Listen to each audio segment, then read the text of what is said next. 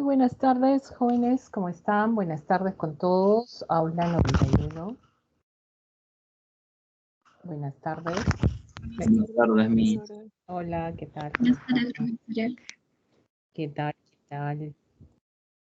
Espero que bien, ya. Bueno, vamos a empezar porque esta semana es una semana amplia. Es la semana 2. Estamos viendo lo que es geografía, educación cívica. Nuevamente, soy la profesora Julia Alvarado, que va a estar con ustedes en este desarrollo de estos temas.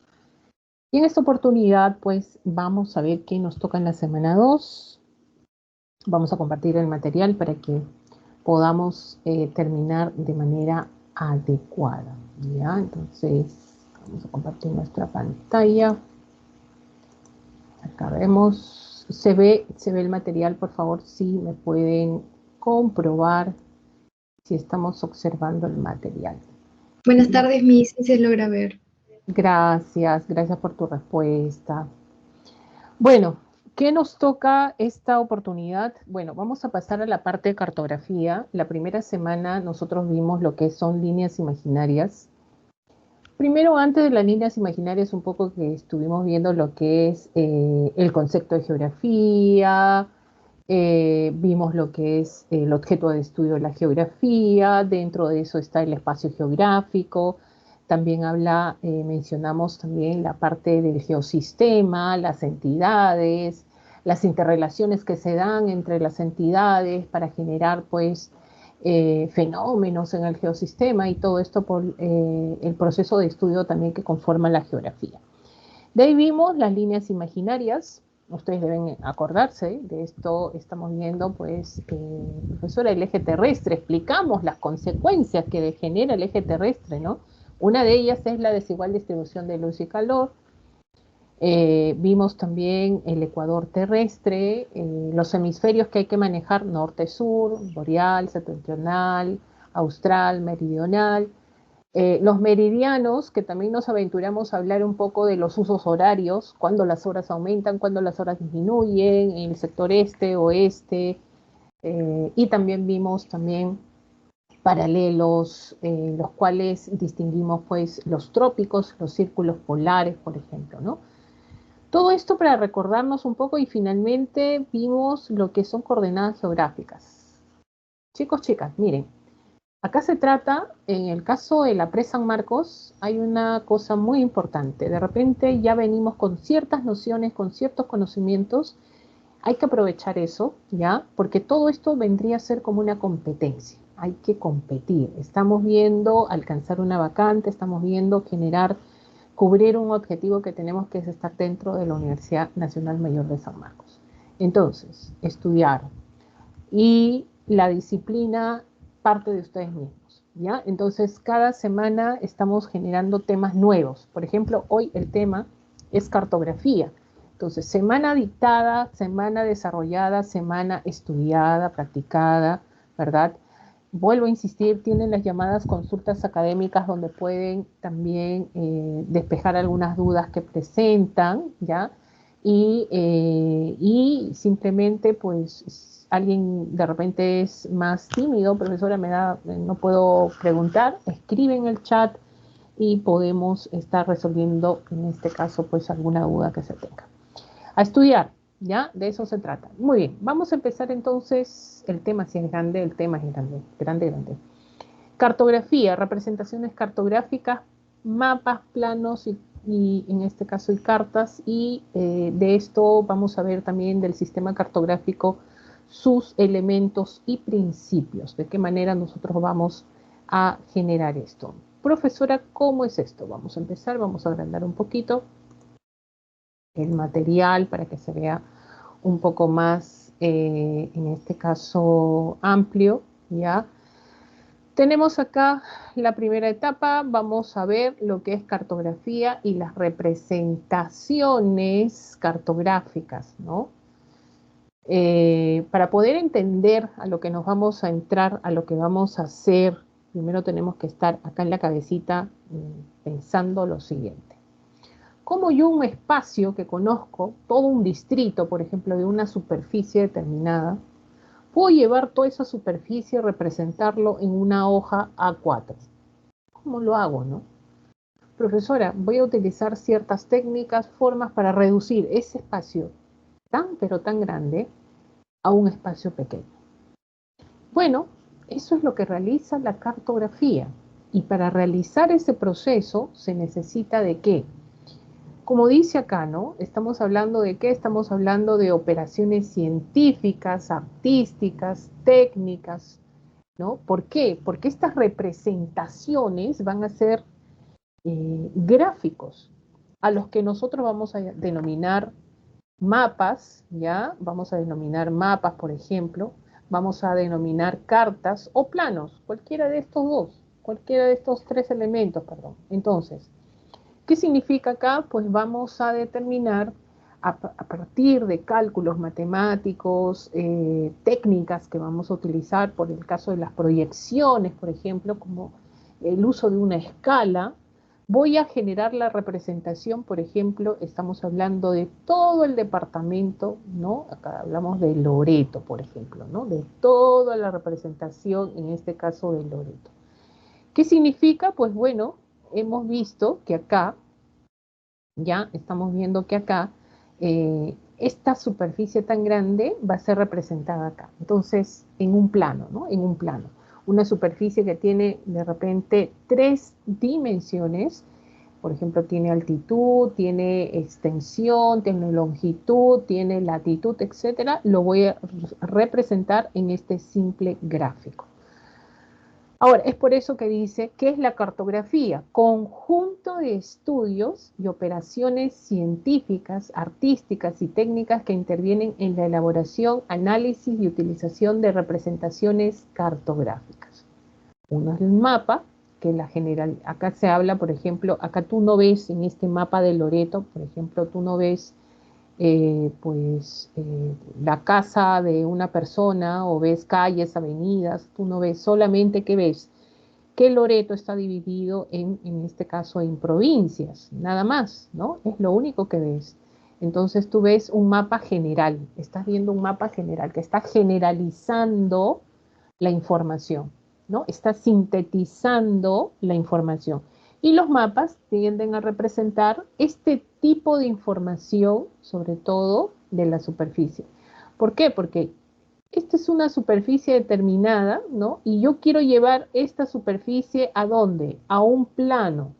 Como lo voy a llevar a un plano, entonces depende. ¿Cuál es el tema que yo quiero representar de este mapa? Pues de acuerdo a eso voy a utilizar un tipo de escala, ¿no? Por ejemplo, en el caso del mapa de Loreto, solo han puesto provincias, entonces mi mapa es más general, no hay muchos detalles de información, entonces voy a utilizar una escala pequeña, ¿no? Entonces genero la representación de Loreto, listo, y le pongo mapa político de Loreto. Entonces, de esta manera estoy generando cumplir, ¿qué cosa? Un tema de información de la superficie que estoy representando. Profesora, toda superficie que yo represento en una hoja, en un plano, ¿no? ¿Es información de la superficie? Sí. Por ejemplo, si este mapa me está diciendo que a la zona norte voy a encontrar Maynas, en la zona voy a encontrar la zona de Loreto, a la zona este va a estar la provincia de Ramón Castilla, entonces me orienta, me ubica. El mapa sirve para eso. Todo mapa genera, establecer, ¿no? Informar, ¿qué cosa? Todo lo referente a la superficie.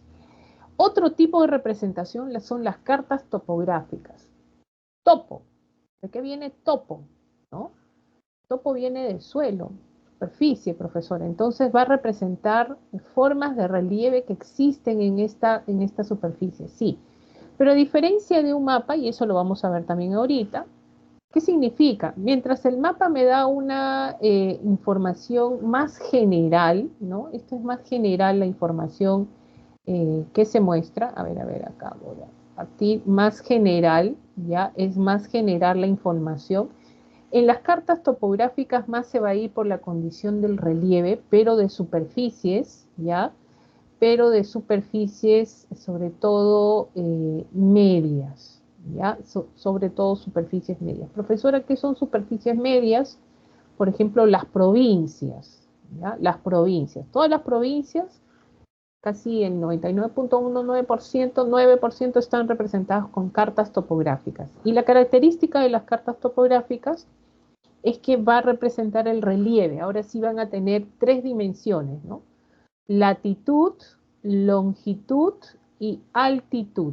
O sea, van a tener estas 3 dimensiones las cartas. Es por eso que tú ves estas líneas que se muestran acá, por ejemplo, vamos a agrandar un poquito, ¿no? Se muestran acá, ¿ya? Ves estas líneas, por ejemplo, acá, que representan las elevaciones, en otras palabras, montañas, cerros que podamos existir, o depresiones también, acantilados, etcétera, que puedan existir. Entonces, los numeritos que tú ves ahí representan, por ejemplo, ¿qué están representando? La altitud, ¿ya? En este caso, la altitud. Ahora, en el caso de, ya, acá, a ver, un ratito, acá se me fue en el caso de los planos, por ejemplo, ¿ya? ¿Qué tenemos? Acá sí, la representación en el caso de los planos son de superficies, necesariamente superficies pequeñas. Ya, acá tenemos la representación de superficies pequeñas. Acá ya existen más detalles de información. Por ejemplo, el caso de un distrito. Hay muchos más detalles de información. Acá sí hay avenidas, calles, parques, jardines, por ejemplo, ¿no? Sistemas de vivienda, etcétera, que se representan con muchos más detalles. Esto es algo general. ¿Qué quiere decir, profesora? Que estamos viendo acá, por ejemplo, lo que se va a representar, ¿ya? Lo que se va a representar cuando hablamos de representaciones cartográficas, en el caso de la evaluación, en el caso de San Marcos, hablamos de estas 3. Mapas, cartas topográficas y, en este caso, pues, planos. Y para esto, para poder elaborar, ¿ya? Para poder elaborar, vamos, a ver un ratito, voy a dejar acá el chat para que se pueda observar. Para esto vamos a elaborar también ya los principios que se tienen acerca de lo que vendría a ser la cartografía. 3 principios básicos que hay que conocer en el caso de la cartografía. Esto según el cartógrafo ruso acá, Salichev, que habla de la base matemática, la representación cartográfica y la generalización cartográfica. Profesora, ¿cuál es la diferencia entre uno y otro? Lo que pasa es que cuando tú realizas un mapa, una carta o un plano, necesitas de estos 3 principios. Sin estos 3 principios no estaríamos hablando de una representación cartográfica, simplemente estaríamos hablando de un gráfico, ¿no? Una representación de detalles, etcétera, no necesariamente de una representación propiamente dicha. ¿Ya? Entonces, la primera habla de la base matemática y cuando te hablen de la base matemática, ¿qué significa? Lo primero es los cálculos matemáticos que tú debes determinar para generar esa superficie tan grande, como lo traslado a un plano. Esa superficie tridimensional, como la llevo a una superficie dimensional, o sea, que tiene 2 dimensiones nada más generalmente, ¿no? Con latitud o puede tener las 3 dimensiones. ¿Cómo lo traslado finalmente al plano? Entonces, ¿quién me va a ayudar a generar esa representación, esa selección? Va a ser, en la base matemática, las proyecciones cartográficas, ¿no? ¿Cuál es esta proyección que me va a ayudar a tener menor deformación de la superficie? Profesora, ¿los mapas tienen deformaciones? Sí, tienen deformaciones, ¿ya? Y esto depende, va a ser mayor la deformación o va a ser menor la deformación, dependiendo de qué, dependiendo de la proyección que utilices. Entonces, ¿qué es lo que busco yo? Que mi mapa tenga la menor deformación, pues, ¿no? Entonces, a partir de acá voy a generar, sobre todo, utilizar la proyección cartográfica. Puede ser azimutal, puede ser cónica, puede ser cilíndrica, dependiendo a dónde quiero apuntar. ¿Qué es lo que yo voy a representar? Un país, una superficie ubicada cerca del Ecuador, lejos del Ecuador, en las zonas de los polos. Entonces, si voy a ubicar una superficie, ubico un tipo de proyección que me ayuda, ¿ya? Que me ayuda, en este caso, ¿a qué?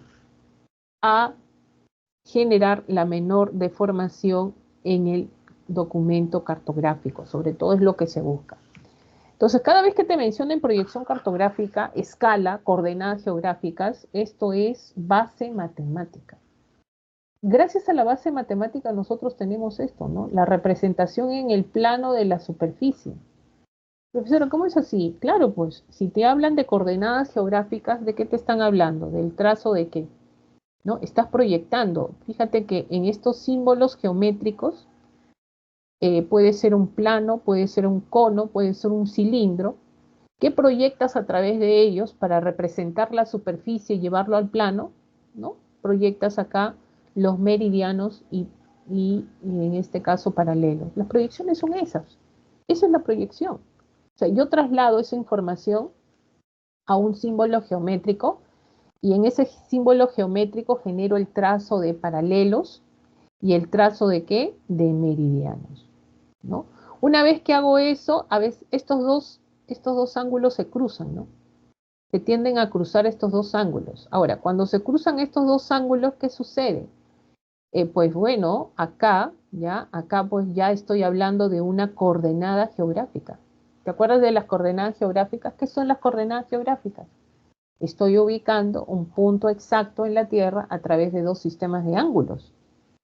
¿Cuáles son estos sistemas angulares? Estamos hablando de la latitud, ¿ya? Y estamos hablando de de la longitud. Cuando estos se unen, ubicamos un punto de manera exacta. Entonces, la proyección cartográfica te permite hacer esto, ¿no? Ahora, la escala, ¿qué te hace? ¿Qué te ayuda la escala? La escala, ¿a qué te ayuda? A lo grande, lo reduces, ¿no?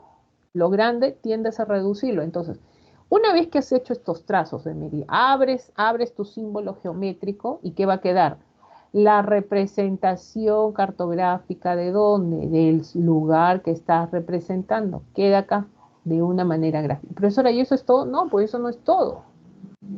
Esta es la primera parte, o sea, la primera parte realiza este proceso, el cálculo, el trazo, la ubicación, todo partiendo de la proyección cartográfica. Eso se llama base matemática. Y luego viene la representación cartográfica. Profesora, ¿qué es eso? Es la información que tú vas a trasladar de esa superficie que te estás representando al mapa. Por ejemplo, ¿qué información quieres trasladar y dónde lo encuentras? Generalmente lo encuentras acá en la famosa leyenda, ¿no? Ahí encuentras. ¿Qué encuentras? Vas a encontrar, ¿no? Símbolos convencionales o también más fáciles, cartográficos, ¿no? Símbolos convencionales. Entonces vas a encontrar un puntito así, ahí lo tienen. Vas a encontrar de repente un gráfico así, ¿no? Y esto en la China, en Corea, en Perú, en México, Estados Unidos, tiene la misma información. Profesora, ¿y eso cómo es? Por ejemplo, si tú ves un puntito así, en este caso con un círculo, ay, pero acá se me corrió, ¿ya? ¿Qué significa? Pues que estamos hablando de la capital de un lugar, por ejemplo, ¿no? Si vemos acá una especie de líneas que se entrecruzan, línea férrea, por ejemplo, ¿no? Por ahí te habla de ríos principales, una cosa así, ¿no? Y todo esto lo vas a encontrar en la leyenda. ¿Qué significa? Si tú pones un puntito acá, ya, generas un puntito en esta zona, ¿qué significa? Que en esta zona está la capital de ese lugar, la ciudad principal. Si tú pones una línea férrea, ¿qué significa en este sector central, norte, central del Perú? Pues significa que hay una línea férrea en esta zona y lo vas a ubicar acá, ¿no? Le das la información. ¿Qué significa? Entonces, eso te permite a ti saber, ¿no? Oh, acá hay una laguna. Me voy al lugar y no hay laguna. Entonces, eso está mal. O sea, debe haber la información que establece la leyenda de la superficie, ¿no? Entonces, simplemente ese mapa no sirve si no está la información correcta. Entonces, esto es la representación cartográfica, ¿ya? Esto vendría a ser la representación. Y la generalización cartográfica parte de la selección de lo principal y lo esencial. Profesora, ¿y eso cómo es? Es según el tema que tú quieras elegir. O sea, profesora, yo quiero realizar el mapa climático del Perú. Y otra persona me dice, profesora, yo no quiero hacer eso, yo quiero hacer, en este caso, simplemente representar mi distrito donde yo vivo. Entonces, fíjate que son temas distintos. Entonces, yo no voy a usar la misma escala para los dos mapas, pues, para las dos representaciones, no. Entonces, de acuerdo a la selección de lo principal y esencial del tema, tú vas a elegir el tipo de escala. Y de acuerdo a la escala es que tú vas a ver que ese mapa, ¿verdad? Va a tener mayor información o menor información de acuerdo a lo cual es tu objetivo. Es por eso que habla de la generalización cartográfica, ¿no? Por ejemplo, ya tienes acá donde se menciona en este gráfico, vamos a correr esto un poquito, dice acá, ¿no? Habla de una escala de 1 sobre 500.000, acá 1 sobre 1.000.000 y acá 1 sobre 10.000. Profesora, esos son los tipos de escala. Así es, mira, lo que pasa acá, tenemos donde dice menor generalización y mayor generalización. Esto es una escala, por ejemplo, esto es cuando hay mayor generalización. Traducción, ¿qué significa? Es cuando no hay muchos detalles de información, solamente está lo preciso de acuerdo a lo que has elegido como tema de información de la superficie. De repente estás generando los principales ríos de esta zona, nada más, y la única información son ríos del país, por ejemplo, ¿no? Entonces, ¿qué significa? Que vas a utilizar una escala pequeña, ¿ya? Una escala pequeña, porque las escalas pequeñas generalizan la información. Entonces va a haber mayor generalización. No va a haber muchos detalles de información, ¿no? Por ejemplo, el mapa político del Perú, tú ves ahí, profesora, tenemos ahí, a veces dice mapa político administrativo, ahí están las regiones, cuando dice administrativo, son las regiones. Entonces uno ve 24 regiones más la provincia constitucional del Callao.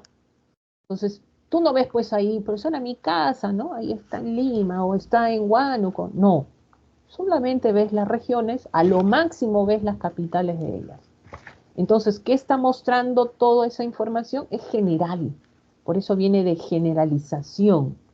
Estás generalizando la información. Entonces, cuando tú quieres hacer ese tipo de mapas, ¿qué tipo de escala es la que utilizas? Pequeña. Entonces, fíjate que como que es al revés, ¿no? Profesora, debería ser todo el Perú una escala grande, pero no, es al revés. Si es todo el Perú, es una escala pequeña y los detalles son generales, mayor generalización. A diferencia, dice acá, menor generalización, que significa que acá sí va a haber muchos detalles de información. Y fíjate que esta representación cartográfica ya no representa un área grande, ¿no? Todo el Perú no está acá. Solamente es un área pequeña. Y como es un área pequeña, voy a generar una escala grande. Mira cómo se contradice, ¿no? Para que te acuerdes, pues, ¿no? Cuando pienses en escala, piensa al revés en el caso de los mapas, ¿no? ¿Qué tipo de escala voy a utilizar? Si es una escala pequeña, ¿para qué me sirve la escala pequeña? Para representar superficies grandes, ¿no? Si es una escala grande, ¿ya? Entonces, superficies pequeñas, ¿ya? A ver, no se vayan a confundir, ¿ya? Y es por eso que a partir de acá, esta superficie que es pequeña, mira, sale hasta el río, las calles, las viviendas, hay muchos detalles de información y es por eso que tiene menor generalización. Entonces, como tiene menor generalización, hay más detalles de información. ¿Y cuándo encuentras más detalles de información? Cuando la escala es grande. ¿Ya? Cuando la escala es grande. A ver, chicos, si han escuchado al menos lo que están, o están haciendo otra cosa, espero que no. ¿Ya? A ver, por ejemplo, vamos a ver acá, hola el partido. A ver, está por acá, acá. El primer mapa, ¿tú qué crees? ¿Está hecho a pequeña o gran escala? Gran. A Pequeña. ver, acá mira, se ve acá América del Norte, América del Sur, América, oh, mira, a ver, África, prácticamente todo el mundo está representado acá, hasta la Antártida. Entonces, una superficie muy grande. Por lo tanto, está realizada ¿qué? ¿A pequeña o gran escala? Vuelvo a ver. Pequeña escala. Pequeña escala. Pequeña escala. Pequeña escala. Muy bien. Profesora, pequeña escala, mira pues. O tú ves tu casa por acá. No, pues. Profesor, esto es general, ¿no? A lo mucho puedes ver los países, ¿no? Nada más. ¿Ya? Por algunas ciudades importantes de repente. No más. La segunda, Escala grande. a Mayor ver. escala. Ahí me dicen a escala grande, profesora. Bueno, en este caso hay un distrito del Alto de la Alianza. Bueno, es otro lugar. Profesora, esto será en este caso a pequeña, mediana o gran escala. Solamente te he mencionado a dos. A pequeña o, en este caso, o grande. Y Grande este es escala. a gran escala. Muy bien a todos los que han respondido gran escala. Profesora, ¿por qué? Mira cuántos detalles de información. Acá ya no hay generalización. Acá hay detalles de información. ¿Ya? Sería gran escala y más específica, ¿no? Claro, porque es un plano, hay más especificidad, hay más en este caso detalles de información de la superficie, ¿no? Está representada sobre todo a una gran escala, ¿ya? A diferencia del otro. Muy bien, entonces vamos a pasar, para poder entender esto, seguimos. Profesora, ¿y esto qué es? Bueno, estamos hablando de la tecnología aplicada a la cartografía. Dicen que la cartografía va a desaparecer. ¿Ustedes qué piensan? ¿No? Dicen que va a desaparecer la cartografía, que ya no necesitamos estos folios grandes donde podamos observar los mapas, que ya manejamos una cierta tecnología de ubicación, por ejemplo, ¿no? Profesora, sí, yo manejo mi GPS, ¿no? Yo puedo tener información de tiempo real de una superficie que yo quiero conocer. Profesora, yo estoy chateando con un europeo noruego y me ha dado su dirección y yo puedo incluso con el Google Maps, yo puedo ver dónde vive. ¿Es verdad? Sí, sí, ¿no? Pero bueno, la cartografía es una ciencia importante que genera la representación de la superficie y actualizar también la información de la superficie. No solamente es, ay, voy a representar el Perú y listo, no, hay que estar generando pues la investigación, también lo que es los cambios que se han producido, porque sabemos que todo está en constante movimiento y transformación. Es por eso que a partir de acá vamos a determinar sobre todo estas tecnologías que aportan a la cartografía, ¿no?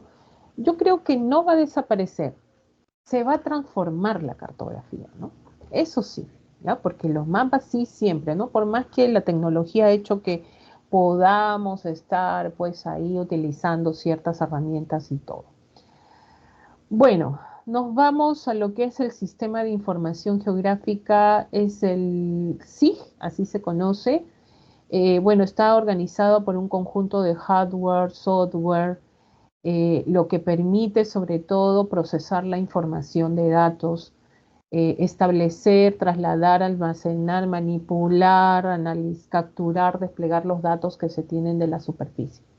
Este es uno de los sistemas más utilizados hoy en día en cuestión de cartografía.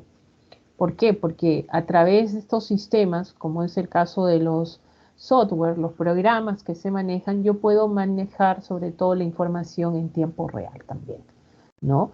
Quiero saber el sistema hídrico, por ejemplo, Lima. De Lima, ¿qué puedo entender de Lima? De todo Lima metropolitana, ¿qué puedo obtener? No solamente superficie, no solamente recurso hídrico, vegetación, población. Mira cuánta información puedo sacar de solo decir Lima.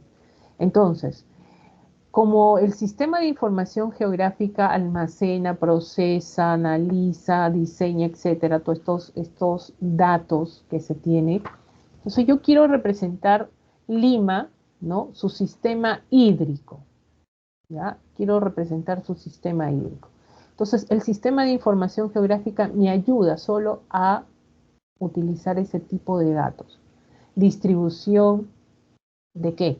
De agua, ¿no? Y cuando hablo de hídrico, estoy hablando de todas aguas continentales que existen en esta zona de Lima. Ríos, ¿no? Estamos hablando de lagunas, ¿no?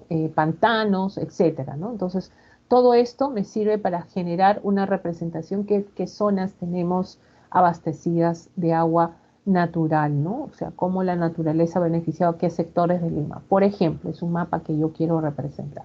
Entonces, de eso me ayuda, ¿ya? ¿Me ayuda quién? El SIG. Para eso sirve, ¿no? Entonces, entro ahí mi sistema, mi programa, dateo, y me genera darme la información. La percepción remota o la teledetección, ¿qué cosa? Es el uso de ¿qué? De los satélites. Chicos, ¿tenemos satélites nosotros? ¿El Perú tiene satélites o no tenemos satélites? Sí. Sí, tenemos uno, ¿no? ¿Saben cómo se llama nuestro satélite? Perusat 1. Fue adquirido al gobierno francés, usadito ya, pero no importa. Y en el gobierno de Ollanta Humala, ¿no? Profesora, ¿y eso para qué nos sirve? Bueno, hay una estación de recepción siempre en la Tierra, ¿no? Hay nuestro satélite que vendría a ser el sensor y finalmente establece, en este caso, los análisis que podemos tener de toda nuestra superficie. Gracias a la percepción remota, nosotros podemos en tiempo real, por ejemplo, visualizar y establecer, por ejemplo, cuando se produce un tsunami, las olas, el proceso de las olas, cómo están en la zona del Pacífico, si llegan o no llegan, por ejemplo, ¿no? Habla de la superficie, el conocimiento de nuestra superficie ante cualquier eventualidad, fenómeno. Entonces, ayuda bastante, ¿ya? La proyección también de cierta transmisión de información, ¿no? Entonces, también nos ayuda, ¿no? En cuestión de orientación, de ubicación. Las fotografías aéreas, estas fotografías aéreas, bueno, estos se realizan, hoy en día ya no se utilizan tanto los aviones, de acuerdo a las distancias que se tienen todavía, pero se están usando más los drones, ¿no? Profesora, ¿y esto es bueno? Sí, porque es un insumo importante en la cartografía, porque esto en cuestión de corto tiempo, en caso de fenómenos naturales, la caída de un huaico, por ejemplo, nos permite visualizar el área afectada, ¿no? Entonces, todo esto para una información de un mapeo que se realiza para dar la información precisa, por ejemplo, ¿no? Entonces, son tecnologías que nos ayudan a generar esta aplicación hacia la cartografía. Muy bien, entonces, ¿cuáles son? Hemos visto los documentos cartográficos que vamos a ver. Primero es el mapa, ¿ya? Vamos a ver también lo que vendría a ser las cartas topográficas, ¿no? Y también lo que vendría a ser, en este caso, los planos, ¿ya? Estos tres son los que vamos a manejar hoy en día en la clase. Y empezamos con el mapa, ¿no? Bueno, los mapas son representaciones acá gráficas, ¿ya? Claro, todo mapa es la representación gráfica de la superficie, ¿no? Reducida, generalizada, ¿no? De la superficie en un plano, todo esto. Hay que ver la distribución, el estado, los vínculos de los distintos fenómenos naturales y socioeconómicos seleccionados también. Dos tipos de mapas que vamos a determinar, ¿ya? Fíjate, este es el mapa topográfico. Profesora, topo, suelo, mire, lo principal que destaca en un mapa topográfico son tres dimensiones: latitud, longitud y, en este caso, pues, altitud.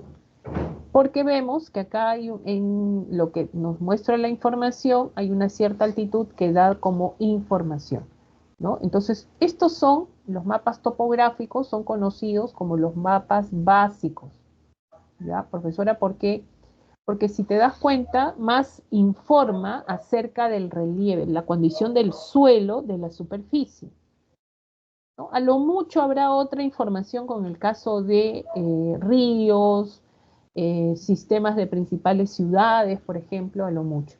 No hay mucha información, pero es la que te brinda en cuestión de relieve. Entonces, a partir de acá se conoce como los mapas básicos.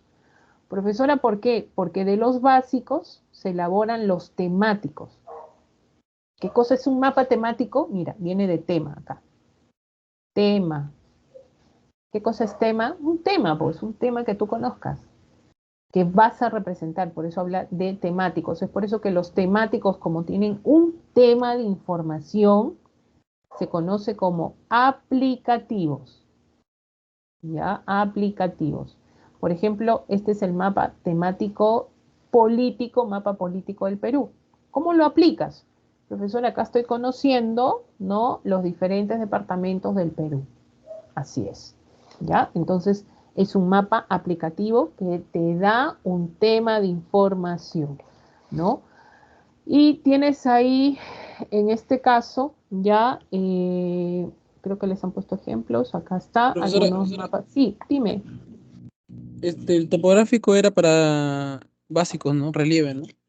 Sí, más que nada la información que te muestra de un topográfico es la condición, en este caso, de la superficie, ¿no? Y como tú ves, en el caso del mapa topográfico del Perú, algo que nos distingue a nosotros es que nos atraviesa la cordillera de los Andes, ¿no? Entonces ahí ves redes hídricas, condición de suelo, incluso ¿qué información en algunos mapas topográficos? Redes viales también te dan como información, ¿ya? Entonces, vas a ver estos mapas así nada más, con esta estructura. Y algo que también es a simple vista es la altitud que te muestra en la información, ¿no? Por ejemplo, los colores que muestra, la parte más alta es blanca. Hay aproximadamente entre 5.000 y 6.000 metros sobre el nivel del mar. Bueno, en este caso te ponen ahí, ¿no?, de acuerdo a la información, y genera pues ubicar ciertas altitudes en estas superficies de acuerdo a lo que te brinda, ¿ya? Entonces, estos son los mapas topográficos y a partir de acá se crean pues los diferentes temáticos, ¿no? Los diferentes mapas temáticos. Por ejemplo, puede haber un mapa climático, un mapa electoral también, profesora, de acuerdo a las regiones. Mi base es en este caso pues la ubicación de las regiones. El mapa etnolingüístico, que es un tema específico, ¿no? La distribución de las diferentes etnias, el habla, las lenguas que se utilizan en diferentes regiones de nuestro país, por ejemplo, ¿ya? Ahora, ¿cuáles son los elementos de un mapa? Miren, hay más de estos, ¿ah? Ojo, no son los únicos.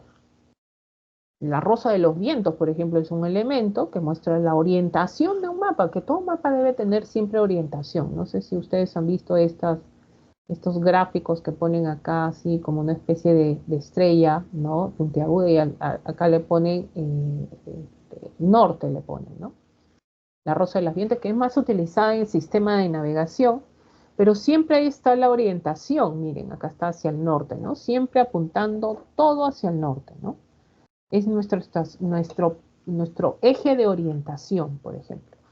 Pero en el caso de nosotros, vamos a ver estos tres importantes. Gracias a ellos es que generamos conocer cuál es la situación de la superficie que se está representando. Por ejemplo, es la escala, ya que siempre la encuentras en el mapa. Puede ser una escala, una razón de escala. O sea, una razón de escala es cuando utilizas una fracción, por ejemplo, 1 sobre, ¿no?, 1000. Esto es una razón de escala, ¿no? Numerador y denominador, ¿no? Una unidad en el mapa equivale a 1000 unidades. Eso es lo que te está interpretando. Pero la escala que no sufre mucha deformación es la escala gráfica, la que vemos acá, ¿no? Chiquitita acá, que representa sobre todo, y lo podemos generar, aplicar acá, cuánto es que equivale realmente en la realidad. Y ahí ya vamos a aplicar eso también ahorita, el ejercicio que ustedes tienen en el boletín, vayan viendo también, ¿ya?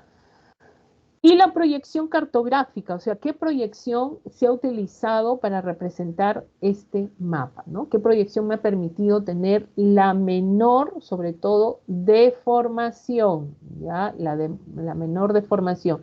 ¿Por qué las proyecciones buscan eso?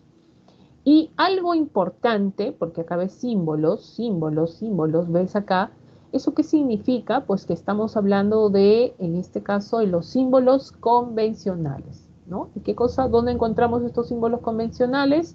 o símbolos cartográficos, pues en la leyenda del mapa, ¿ya? En la leyenda del mapa. Muy bien, entonces vamos a ver el primer elemento. Creo que no es la primera vez que ustedes ven esto de las proyecciones cartográficas, espero que no. Es sencillo, no es cosa de otro mundo. Para entender qué cosa es esto, a ver, dice acá, ¿no? La representación de la superficie terrestre sobre una superficie plana sin que haya deformaciones es geométricamente imposible. En cartografía este problema se resuelve mediante la proyección.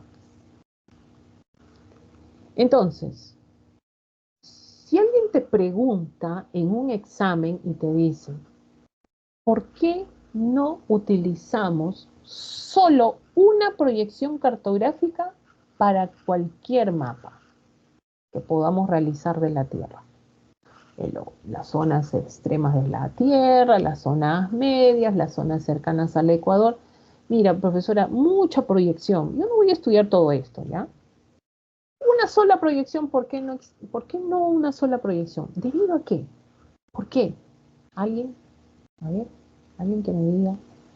¿Por qué tantas proyecciones? Porque estas no son las únicas, hay más, ¿no? Hay más proyecciones, ¿no? ¿Por qué utilizamos tantas, profesora? Qué aburrido. Sí, la vida debe ser simple, ¿no? ¿Por qué utilizamos tantas proyecciones cartográficas en la cartografía? ¿No? ¿Todo parte de dónde? ¿Alguien? ¿Nadie? Porque cada proyección representa diferentes, eh, o sea, diferentes cosas de lo que quiere mostrar. Que se quiere representar, ¿no? Claro. Muy bien, ¿ya? Va por ahí, va por ahí, va por ahí. Miren, hay una cosa, ¿ya? Voy a poner una nueva acá. A ver, acá. Vamos a una nueva diapositiva, una en blanco y nos vamos. Pregunto, ¿la superficie de la Tierra es plana? No, No. ¿Cómo es la superficie? deforme. Deforme. Es así, miren, chicos. Profesora, ¿qué es eso? Curva. Es curva. ¿Alguna vez se han subido a un avión? Miren, observen. ¿Ya? No, ay, profesora, me muero de miedo. No, qué miedo, ni nada. Nada, nada, nada. Qué miedo ni nada. Hay que mirar. Las oportunidades se presentan y hay que estar aprovechando. Nuestra superficie, chicos, chicas, es curva. El problema de la cartografía es esto. ¿Cómo llevamos esta curvatura? ¿Ya? ¿A dónde? A un plano. Es difícil. Imagínense si hablamos de la curvatura de la Tierra, ¿no? Para poder ilustrar un poquito esto, ¿no? Tienes una naranja y yo te pido que peles la naranja. Vas a pelar la naranja. Profesora, voy a pelar la naranja. Bueno, vas a pelar la naranja. Ahora, esa cáscara que tú vas a sacar de esta naranja, ahora sin romper la cáscara de la naranja, ¿ya? Representaría, ¿ya? ¿Qué representaría la superficie? Ahora, cuando tú sacas esta cascarita de la naranja, ¿cómo queda la cáscara? Chicos, espero que hayan... Primeramente, comen fruta porque en un salón, cuando yo hablaba así, me dijeron, profesora, no sabemos. Espero que no sean ustedes, ¿ya? Porque ya, si no es naranja, mandarina, ya, algo que se asocie ya pues a la esferidad de la tierra, ¿no? Una cosa así, ¿ya? Tampoco vamos a ser elitistas con la naranja. Entonces, si tú alguna vez has visto cómo se pela la naranja, esa cascarita que sale representaría la superficie. Y esa cascarita, ¿cómo queda? Es así, profesora, tiene curvatura. Ahora, la pregunta es, esa curvatura, llévala a este plano. Llévala a este plano. O sea, agarra la cáscara de naranja y pega en una hoja A4 toda la cáscara, pero en una superficie plana. Entonces la pregunta es, ¿cómo pasas esta curvatura a este plano? Entonces ahí viene el trabajo de la cartografía, ¿no? ¿Qué va a pasar? Va a pasar que cuando tú vas a trasladar la cascarita de naranja a la hoja o A4, vas a querer pegarla, ¡ah! Y en eso la pegas, se rompe la cáscara, ¿has visto? No sé si han visto. Se rompe, se abre la cáscara, ¿ya? Profesora, sí, se abre porque como es curvito, lo quiero aplastar y se abre. Así es, correcto. Entonces, esto pasa, lo mismo pasa cuando el cartógrafo representa una superficie y lo lleva al plano, tiene ese problema. Por un lado se abre mucho y por otro lado se junta demasiado, ¿ya? Se junta demasiado la cáscara y no sabe qué hacer con tanta cáscara que se ha juntado. Entonces, de la misma manera pasa cuando se traslada la información de la superficie a un plano. Esto que se junta y esto que se abre se conoce como una deformación, ¿ya? Se conoce como una deformación de la superficie. Entonces, el cartógrafo siempre va a buscar que exista mayor o menor deformación. ¿Qué cosa es lo que va a buscar el cartógrafo? A ver, díganme ustedes. Menor. Menor deformación. Entonces, él va a buscar elementos, técnicas que le den la menor deformación que va a representar en este mapa. O sea, lo que va a buscar es la menor deformación. Y para eso necesita utilizar una proyección. Ahora, una proyección específica que no le genere tanta deformación, ¿ya? Que no le genere tanta deformación. Entonces, a partir de acá es que nacen muchas proyecciones. Las proyecciones que quieren evitar, las proyecciones quieren evitar que exista la mayor deformación. Profesora, ¿quiere decir que todo mapa tiene una deformación? Sí. No existe mapa exacto de la superficie. Te preguntan por qué, por la curvatura de la superficie. O sea, es imposible que eso se traslade de manera exacta, pues. Es por eso que utilizamos diferentes proyecciones, como dijo su compañera, ¿no? Para generar la mejor representación de la superficie de acuerdo a la ubicación de la superficie que yo quiero representar, ¿ya? Es por eso, miren acá, en la proyección cilíndrica. ¿Para qué me sirve esta proyección, profesora? ¿Para qué quiero un cilindro yo? ¿Para qué?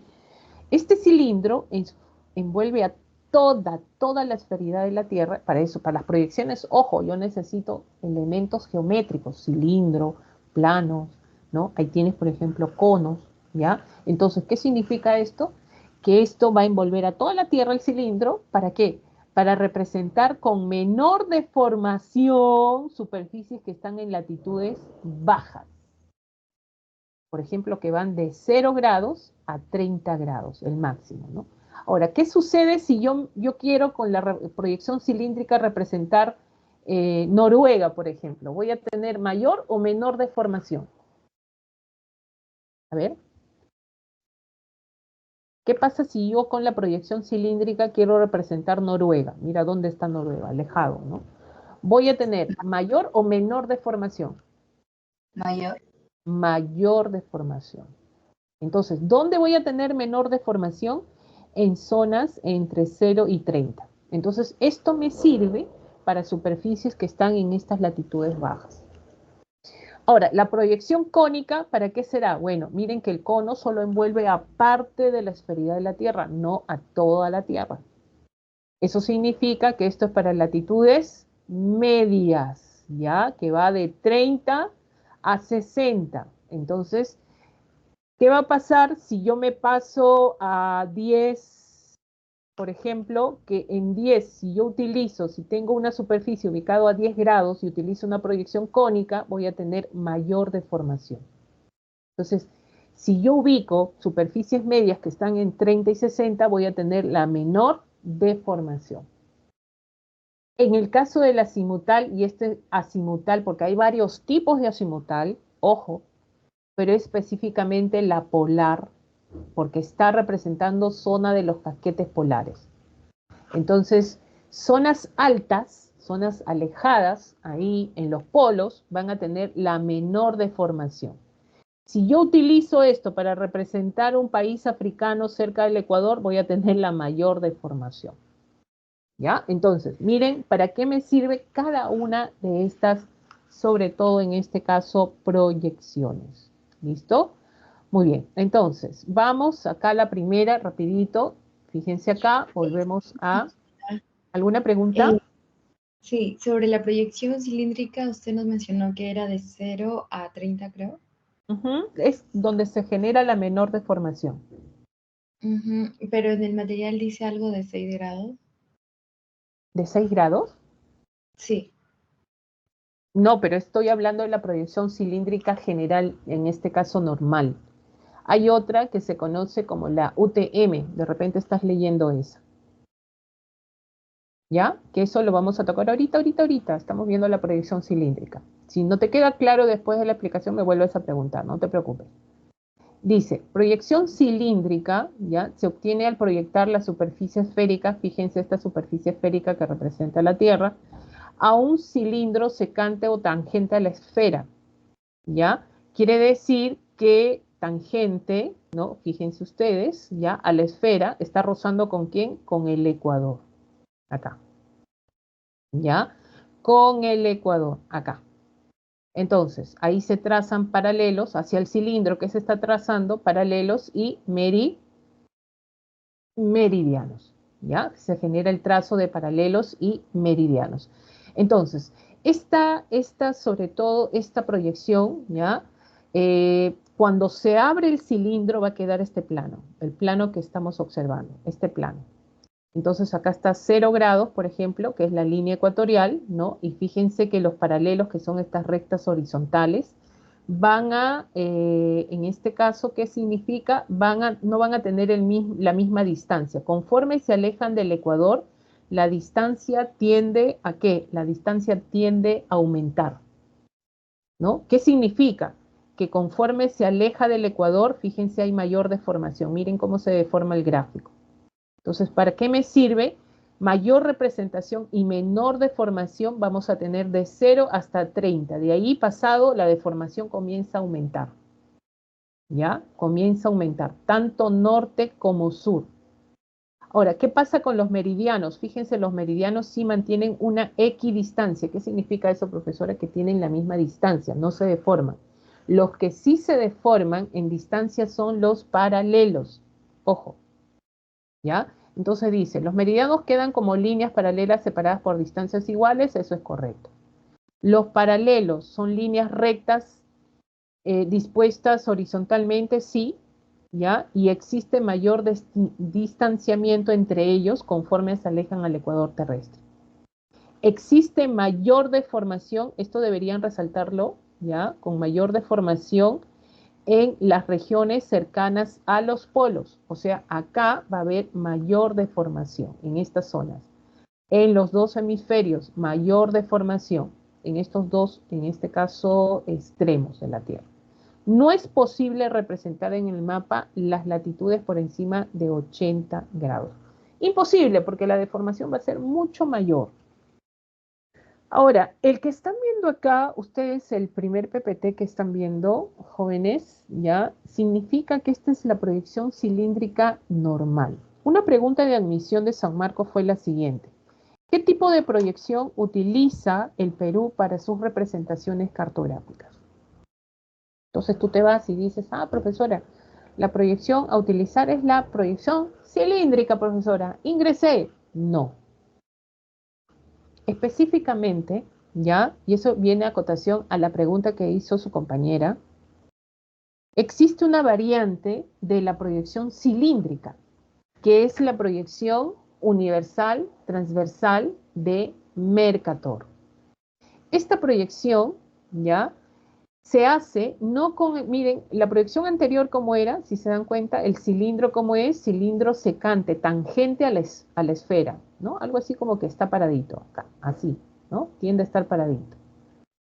Pero en la UTM ya no es paradito, sino es transverso, es transversal, ¿ya? Y opuestos a un par de meridianos, o sea, el trayecto, o sea, este cilindro ya no está rozando con la línea ecuatorial, con esta zona, ya no está rozando, sino en la zona de los meridianos, ¿ya?, al extremo de la Tierra, simplemente acá. Entonces, ¿qué va a pasar cuando se realiza este tipo de proyección? Fíjense, se va a generar la división del mundo en 60 usos. O sea, esto es exclusivo, ojo, ¿ya? Esto es exclusivo para UTM, pero para superficies que están cerca de la línea ecuatorial. Ojo, Perú. Uno de ellos es Perú, porque la respuesta en admisión era esta, ¿no? ¿Cuál es la proyección a utilizar para las representaciones cartográficas en el Perú? UTM, ¿ya? Entonces, ¿qué pasa con UTM? Divide la Tierra en 60 usos, lo divide en 60 usos. ¿Cómo se llaman estos usos? Uso cartográfico, no uso horario, no, uso cartográfico. ¿Y qué valor tienen estos usos? 6 grados, cada uno tiene 6 grados. Quiere decir, fíjate, todo lo que está de amarillito, acá, todo lo que está de amarillito, ¿ya? ¿Qué cosa es? Un uso cartográfico. ¿Cuánto vale? 6 grados. Y cada uso tiene un meridiano central, quiere decir una línea central, que lo divide, ¿ya?, en 3 grados y 3 grados. Profesora, entonces, si hay 60 usos que traza UTM para todo país, para toda superficie que está cerca del Ecuador, ¿ya?, ¿dónde estamos ubicados nosotros? El territorio peruano está comprendido entre los usos cartográficos 17, 18 y 19. 17, 18 y 19. Y sus meridianos centrales, o sea, estos meridianos centrales entre 81 grados, 75 grados y 69 grados. Ojo con esto, ¿ya? Entonces el Perú, miren, este gráfico de este planisferio que ven acá, esto sería UTM, 60 usos, miren, ya, tenemos acá 60 usos, donde vamos a ver el Perú está ubicado, miren dónde está ubicado, ¿no? ¿En qué usos está? 17, acá está 17, 18 y 19, acá estamos. Y dentro de estos usos que tenemos, meridianos centrales, ¿no? Que se genera, en este caso, pues, de las divisiones entre uso cartográfico y uso cartográfico. Sí. Cada uso tiene su meridiano central, ¿verdad? Sí, todos los usos tienen su meridiano central. ¿Ya? Todos los usos tienen su meridiano central. Ahora, ¿cómo entendemos todo esto, profesora? Qué complicado, profesora. Mira, recordar que estamos divididos en 60 usos UTM. Segundo, que cada uso cartográfico en UTM tiene su meridiano central, dividido, ¿no? Divide en este caso los grados en partes iguales. Ubicar dónde está ubicado el Perú, en qué usos cartográficos, que eso ha venido en pregunta de información también. 17, 18, 19. Y nuestros meridianos centrales son 81, 75 y 69, ¿no? Pero más ha venido los usos cartográficos, 17, 18 y 19, ¿ya? Ahora, ¿qué significa? Mira, acá está, 17, 18 y 19. Miren, ¿para qué nos sirve esto? Nos sirve para lo siguiente. Si está ubicado, por ejemplo, entre el uso cartográfico 17, ¿qué departamentos estarían siendo representados con a partir de este uso? Profesora, los departamentos del norte del Perú. Así es. Si estamos en el uso cartográfico 18, ¿qué departamentos serían mejor representados con este uso? Ahí está Pasco, por ejemplo, ¿no? San Martín, por ejemplo, etcétera. Y también el uso 19, acá está Cusco, está Puno, por ejemplo, que se genera la mejor representación cartográfica. ¿ya? Entonces, a entenderlo de esta manera, para que no haya confusión, uno es, profesora, lo que acaba de explicar anteriormente es proyección cilíndrica normal, ¿ya? Pero el Perú en su sistema de cartografía utiliza el UTM para la representación de sus cartas, sobre todo en superficies, en este caso, que son superficies medias, ¿no? Ahí, por ejemplo, hay algunas provincias, regiones que genera en su representación. ¿Qué quiere decir, profesora, para entenderlo mejor? Que la proyección cilíndrica tiene sus variantes, y una de sus variantes es la UTM, que utiliza el Perú para sus representaciones cartográficas, ¿ya? Entonces, a tenerlo en cuenta, esto es cilíndrica normal, esto es UTM especial. ¿Por qué lo mencionamos? Porque esto ha sido pregunta de examen y también, pues, utiliza el sistema cartográfico peruano. Esto ya es más, de repente, más accesible para ustedes. ¿Por qué, profesora? Esto es para representar superficies medias, ¿no? Superficies de latitudes medias que van entre 30 y 60 grados. Profesora, ¿puede ser en los dos hemisferios? Sí, norte y sur, ¿ya? Si estamos entre 30 y 60 grados, que son latitudes medias, utilizamos la proyección cónica. Fíjense, es un cono con vértice, el cual envuelve con esta curvatura, ¿no? Esta curvatura a parte de la Tierra, ¿ya? ¿Y qué pasa con los paralelos? Fíjense que tienen la misma equidistancia, ¿no? Mantienen una equidistancia entre paralelo y paralelo, ¿ya? Y los meridianos se presentan como rectas que se dirigen hacia los polos. En este caso va hacia el cono con vértice a la representación. Cuando vas en el plano lo encuentras de esta manera, ¿ya? Lo vas de esta manera. Entonces, por ejemplo, países como Argentina, Chile, Estados Unidos, países europeos occidentales, por ejemplo, utilizan este tipo de proyección, la proyección cónica, ¿ya? La proyección cónica. Y la proyección azimutal polar, ya no utilizas cilindro, ya no utilizas cono, ahora utilizas un plano. Fíjense ustedes, un plano. Entonces, ¿para dónde va? Como dice polar, va para zonas de latitudes altas, ¿ya? Zonas de latitudes altas que parten de 60 hasta 90 en los dos hemisferios, tanto norte como sur, ¿ya? Entonces, estamos hablando de las zonas polares, pues. Ahora, cuando tú te proyectas hacia el plano, ¿cómo quedan los meridianos y cómo quedan los paralelos? Fíjense ustedes acá, ¿no? El punto central, ¿qué vendría a ser? Este punto central vendría a ser, a ver, acá se corrió. El punto central vendría a ser el polo, ¿ya? Y a partir del polo, ¿quiénes salen? Estamos hablando de los meridianos. O sea, estas rectas que tú ves, estos son los meridianos. Y estos círculos concéntricos, unos con otros acá, serían los paralelos, ¿ya? A mayor latitud, si pueden resalten esto, a mayor latitud existe menor deformación y esto lo establece la proyección azimutal polar. Profesora, ¿qué voy a poder representar con la proyección azimutal polar? Alaska, tienes ahí, por ejemplo, la Antártida, ¿ya? Podemos zonas de latitudes que van a partir de 60, 66, 80, 90, van a tener menor deformación, ¿ya? Menor deformación.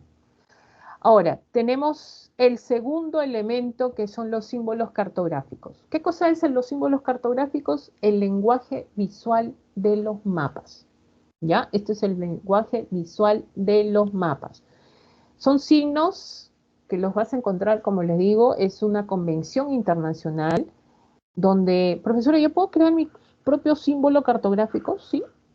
Si es que alguien no lo ha creado antes y lo puedes registrar, puedes crear tu propio símbolo. Mira, acá han representado el túnel, miren. Este es un túnel, ¿no?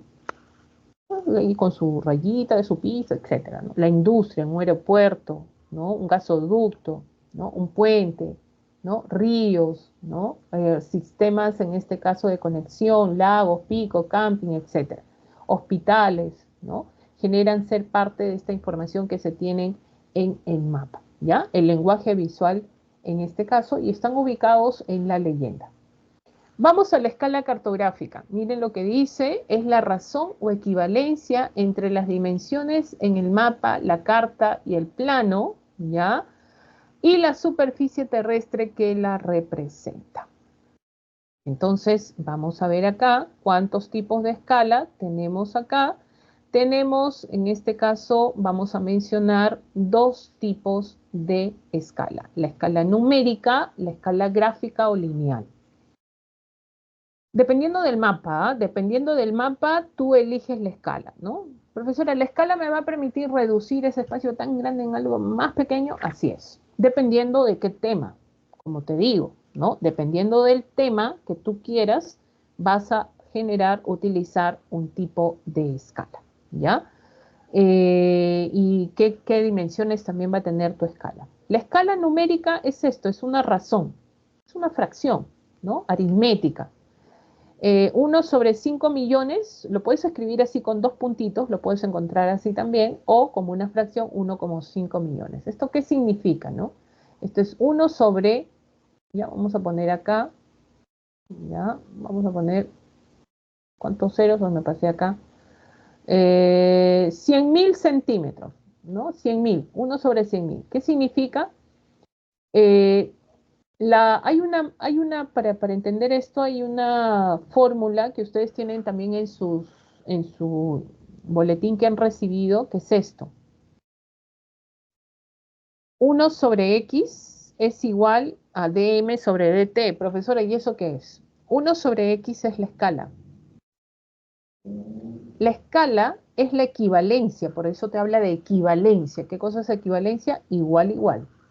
Equivalencia. ¿A qué equivale la escala? ¿No? Y es 1, siempre es 1, profesora, siempre es 1. Entonces, X es la cantidad, el valor que va a tener la escala, ¿ya? Donde 1, ¿qué cosa es? La distancia, esto es la distancia en el mapa, ¿ya? Y dt, ¿qué cosa es la distancia en el terreno? Esta es la distancia en el mapa y esta es la distancia en el terreno. Quiere decir que una unidad equivale, dependiendo de lo que se establece en el terreno, miles, 10.000, 1.000.000 de unidades, dependiendo de lo que dice, sobre todo en este caso, pues, la información de la escala, ¿ya? Entonces, con esto, volvemos un ratito y decimos lo siguiente. ¿1 qué cosa era? A ver, ¿te acuerdas? ¿La distancia dónde? En el mapa. En el mapa, ¿ya? 100.000, ¿qué vendría a ser? En el terreno, la En distancia el terreno, claro, pues. Entonces ahí estamos viendo la equivalencia. Entonces, una unidad en el mapa, ¿ya? ¿Cuánto equivale en el terreno? Eso es lo que tienes que interpretar. 100.000, ¿ya? Esto es en el terreno, ¿no? Equivale a 100.000, ¿qué? Centímetros. Profesora, ¿por qué pones 100 centímetros si es terreno? Porque una escala, tú cuando veas estos números, una escala siempre está en centímetros. Entonces ahí viene tu tarea, pues.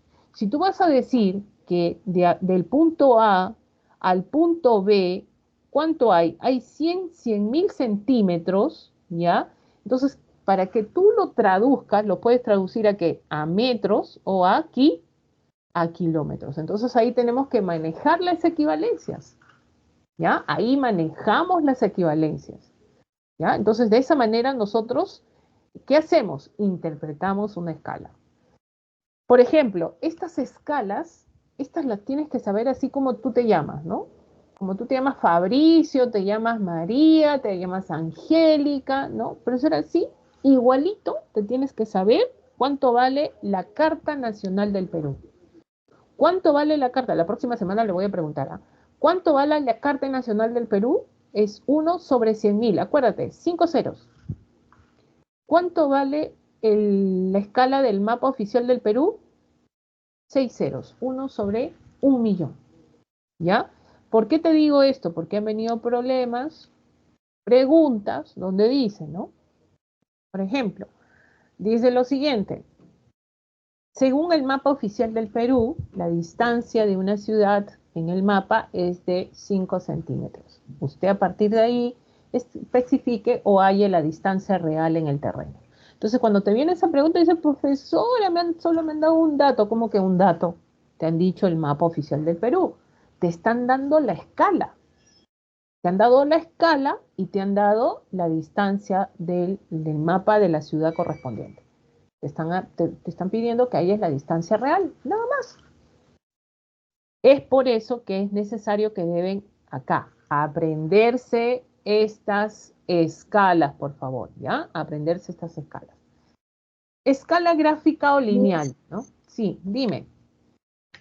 Según el problema que usted dijo sobre 5 centímetros, ¿tendría que multiplicar 5 por 1.000.000?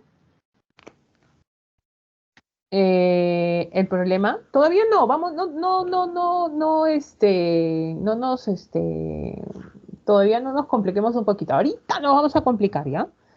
Todos nos vamos a complicar ahorita, así que mira, vamos un poquito. Estoy haciéndolo para poder correr un poquito después, porque les voy a traer problemas de escala, ¿ya? Tipo admisión, donde ahí los quiero fulminar a todos, ¿ya? Pero poquito a poquito, ¿ya? Para poder entender. Lo que sí debes entender es esto, vuelvo a repetir, ¿qué significa 1 y qué significa 5 millones? Eso es lo que quiero que sepan interpretar. ¿Qué cosa es 1? Distancia en el mapa. ¿Qué cosa es 5 millones? Distancia en el terreno. Eso es lo que vale. Entonces, ¿cómo interpretas tú cuando te ponen este dato?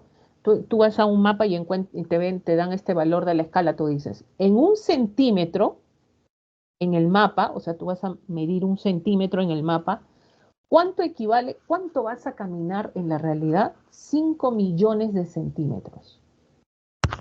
Eso quiero que entiendan, es lo más fácil que hay de interpretación de escala. De esa manera nosotros interpretamos esta escala. Lo puedes encontrar con 2 puntitos o también a través de una fracción, ¿ya? Y aprenderte las escalas de la Carta Nacional y del mapa oficial del Perú. La escala gráfica o lineal, dice, profesora, son segmentos, profesora, ¿no? Claro que generan las unidades subdivididas del terreno, ¿ya? Quiere decir, miren, parte de cero, cuando hablamos de cero, hacia la derecha estamos hablando del cuerpo de la escala, ¿ya? Hacia la izquierda estamos hablando del famoso talón de la escala. Profesora, yo veo que esto está dividido en segmentitos, profesora. Sí, y al final tienes un valor. En un examen de admisión no te van a venir estos datos. Lo que estoy borrando no te va a venir, ¿ya? Lo único que te va a venir es al final, 40 kilómetros. Esto te va a venir. Profesor, entonces, ¿yo cómo voy a saber? Cada segmento, la medición es de ¿cuánto? De 1 centímetro. Cada segmento. Entonces, fácil. Acá te pueden venir de repente 220 kilómetros, te pueden venir 80 kilómetros al final. Entonces, tú como hayas, cuánto vale cada segmentito, ¿no? Y lo que nos interesa es este primero, sobre todo. Entonces, ¿qué haces? 40 lo divides entre ¿cuántos segmentos? 1, 2, 3 y 4. 40 entre 4, ¿cuánto sale? 10. ¿Cuánto vale el primer segmento? 10 kilómetros. El segundo, 20 kilómetros. El tercero, 30 kilómetros y al final sale 40 kilómetros. Correcto. Quiere decir que el área total de esa superficie, ¿cuánto es? De 40 kilómetros, ¿ya? De 40 kilómetros. Pero como les dije, ¿cuál es la información principal que hemos hallado? Esta de acá, ¿no? Que vendría a ser 10 kilómetros. Y fíjense que esta información se pone acá. Es la primera información que tú debes saber. Profesora, ¿por qué el talón te permite la interpretación de esta escala? ¿Cuál es la interpretación de esta escala? Significa que en 1 centímetro ya existe 10 kilómetros. Profesora, ¿es así? Sí. En 1 centímetro, ¿no? ¿Cuánto equivale? Porque mira, es lo primero. Si no tienes este dato en el talón, lo encuentras en el primer segmento. Siempre el primer segmento te da la información. Es por eso que cuando te pongan cualquier número acá al final de la escala, ¿no? Por ejemplo, te pongan 80. A ver, vamos a hacer la prueba. 80. Si esto es 80 kilómetros, ¿cuánto vale el primer segmento? A ver. 20. ¿Cuánto vale? 20 ¿20 qué? kilómetros. Kilómetros. Entonces, 20 ¿cuál sería? kilómetros. Claro, muy bien. Entonces, ¿cuál sería la interpretación? En un centímetro, ¿cuántos kilómetros hay? 20 20 kilómetros. kilómetros. A ver, en 2 centímetros, ¿cuántos kilómetros hay? 40, 40. En 3 centímetros, 60. claro, ¿ya? Entonces van así, ¿ya? Ahora, miren, entonces, si esta es la información, vamos a partir nuevamente, ¿ya? Vamos a partir nuevamente. En un centímetro hay 10 kilómetros. ¿Cómo yo esta información paso de esta información, de esta interpretación, de esta escala gráfica, paso a una escala numérica? O sea, yo quiero saber cuánto vale esto en una escala numérica. Entonces, ¿qué hago, profesora? Pongo 1, porque siempre la escala parte de 1. Profesora, y pongo 10 kilómetros, profesora. ¿Es así? No. ¿Por qué? Porque la escala siempre, una escala nunca está en kilómetros. ¿Ya? Entonces, ¿qué harías? 1 sobre cuánto. Entonces, estos kilómetros tienes que transformarlo a centímetros. Entonces, ahí está la equivalencia. Viene acá en un centímetro. A ver, vamos a partir mejor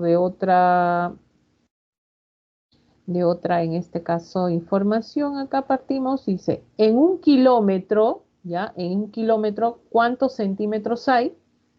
¿No? Tenemos 100.000, ¿ya? 1, 2, 3, 4, 5, por ahí se me juntaron los ceros. Hay 100.000 centímetros, ¿ya? Hay 100.000 centímetros. Esta es la equivalencia que hay que recordar siempre para un examen, ojo. Siempre viene esta equivalencia, por eso repito siempre esto, ¿ya? Hay otras que debes convertir de metros a kilómetros, ¿verdad? Un kilómetro, ¿cuántos metros tiene? 1.000 metros, ¿no? Entonces, partimos siempre de esas equivalencias ya conocidas también por ustedes. Entonces, ¿qué significa? Si yo tengo que convertir 10 kilómetros a centímetros, ¿cuánto sería? Entonces, pongo acá el 10. Cuando tienes esas cifras cerradas, ¿no? Traslado este 10, acá pongo el 10, ¿ya? Y como convierto de kilómetros a centímetros, ¿cuántos ceros voy a aumentar? ¿Cuántos ceros voy a aumentar? ¿Cuántos ceros estoy aumentando acá? Un kilómetro significa 100.000 centímetros. ¿Cuántos ceros son? 3, 4, 5. 5, pues. Entonces, como ya he puesto el 10 acá, rapidito nomás, acá, de estos 10, de 10 kilómetros, lo pongo acá, aumento los 5 ceros. ¿Cuál es la escala? ¿Cuál es la escala? 1 sobre 1.000.000. ¿Ya? 1 sobre 1.000.000. ¿Ya? Entonces vamos a estar, en este caso, practicando esto. No se olviden, ¿ya? Esta equivalencia siempre hay que recordarla. Un kilómetro, ¿cuánto hay en un kilómetro? Hay 100.000, 5 ceros, 100.000 centímetros. Esto sí, siempre hay que recordarlo. ¿Listo? Muy bien. Miren, vamos a seguir con esto con respecto a lo que vendría a ser esta fórmula para cual hallar cualquier problema de escala. Por ejemplo, tienes 1 sobre x, la escala siempre está en centímetros.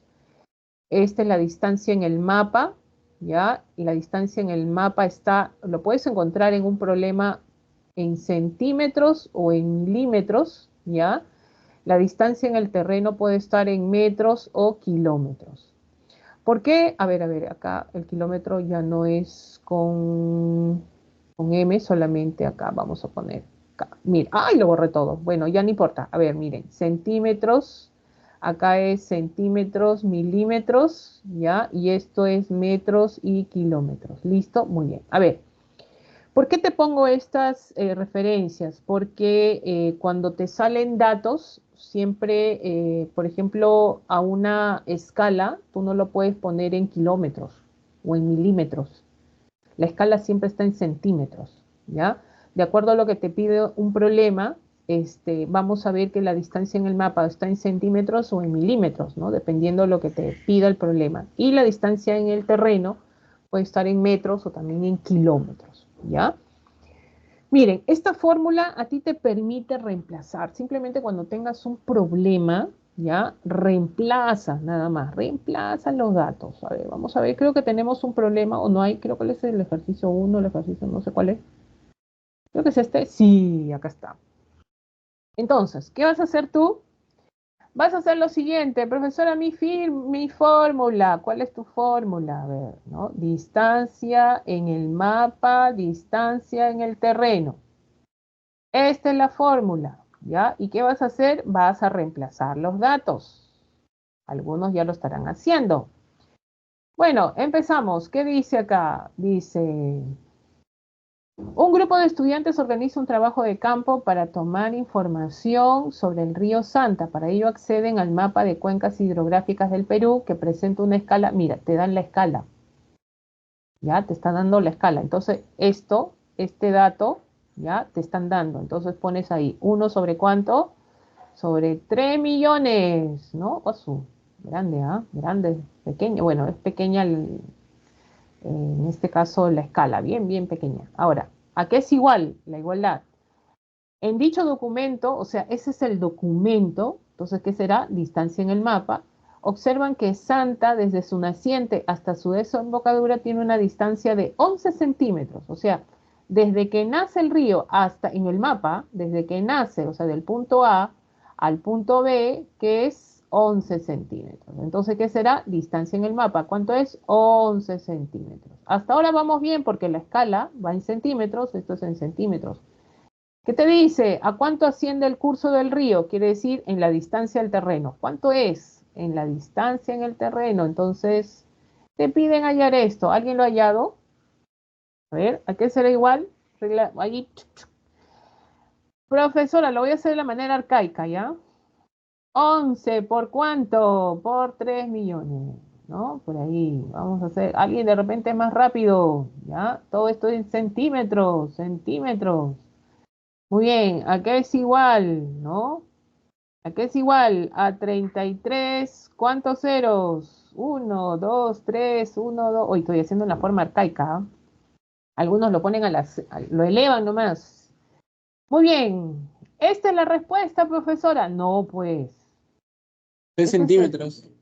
Mira, esto está en centímetros y te está pidiendo hallar la distancia en el terreno. La distancia en terreno puede ser en metros o en qué te O en dije, o en kilómetros. kilómetros, nada Kilómetros. más. Entonces, mira, y tú ves las alternativas, todo es kilómetros.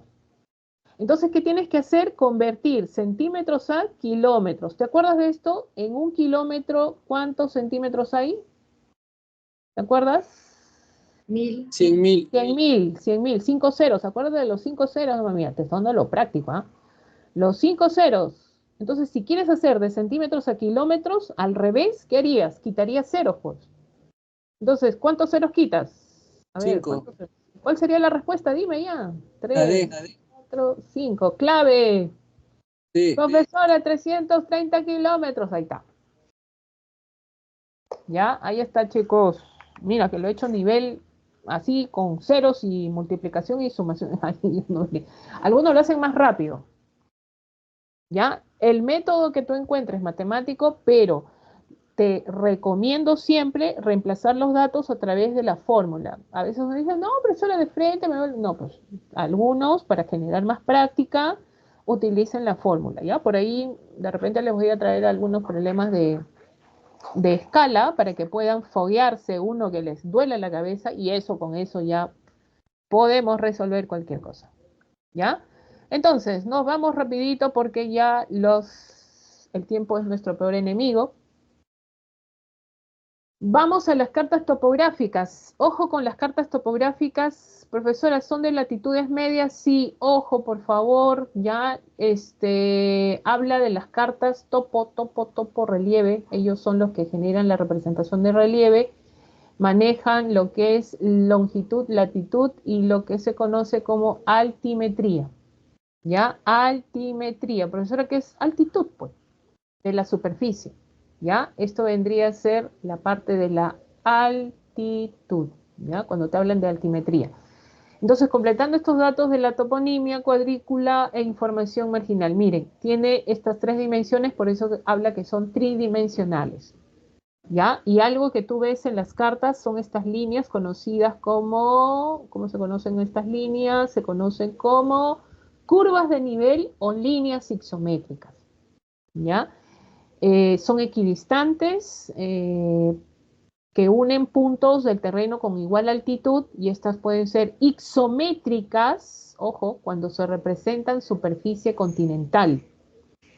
Batímetro, estos es metros sobre el nivel del mar, por ejemplo, ¿no? Y batimétricas cuando se representa el relieve submarino, metros bajo el nivel del mar, ¿ya? Entonces, sobre todo relieve submarino. Entonces, las cartas son para las representaciones de las provincias. Acá no les han puesto, creo, esos datos, espero que los tengan ahí. Utilizan, en este caso, una escala, las escalas medias, ¿ya? Estamos hablando de las escalas medias. Ojo con esto. Listo, vamos a las propiedades de la curva de nivel. Miren que las curvas de nivel sucesivas se eligen en función a la carta. Miren, vamos a hacer algo que, para que ustedes puedan entender esto. ¿Dónde está? Nueva diapositiva, vamos de frente y acá, nos vamos acá. Miren, profesora, ¿qué va a hacer? Miren, para que ustedes me entiendan y pasemos rápido los PPTs, ¿ya? Rapidito antes que nos gane la hora. Miren, esto. En una carta topográfica voy a trasladar este relieve, mire que es alto, alto, alto, ¿ya? Tú estás por acá, te voy a dibujar acá chiquitito, tú, quieres subir acá, acá, este eres tú. Entonces, ¿qué sucede? ¿Cómo yo traslado esta información? Porque yo quiero trasladar esto a un plano, ¿no? Quiero llevarlo a un plano.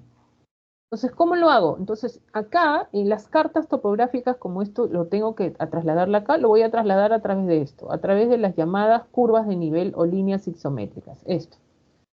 Ahora, ¿cómo yo llego a hacer eso? Entonces, ¿qué hago? Voy a partir de acá, de la base del relieve, ¿no? Pongo el punto A, pongo el punto B, y hago que este punto A y este B tengan algo en común. Entonces trazo, los uno, acá. ¿Ya? Profesora, ¿qué pasó? Entonces, entre A y B hay algo en común, que tienen la misma ¿qué? Altitud. ¿Ya? Tienen la misma altitud.